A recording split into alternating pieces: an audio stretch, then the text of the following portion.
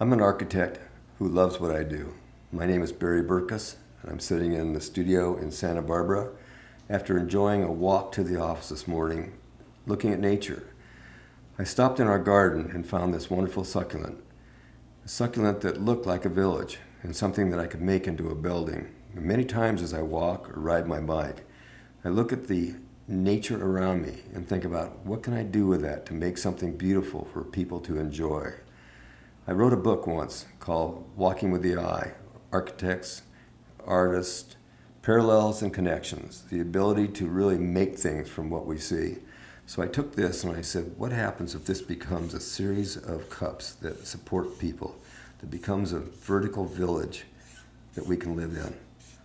What kind of building would that really be? And I looked at the stem and said, if this became places where people could start building, or people could live on each one of these levels, it becomes the same thing that I'm looking at in the plant.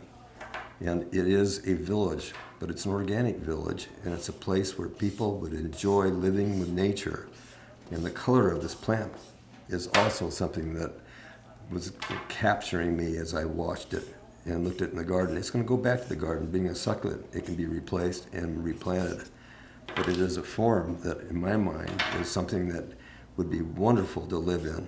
And that's part of being an architect, continuing to exercise the mind and look at places to live and places to work and places that would become wonderful pieces of architecture based on what we see as we walk in the nature of place.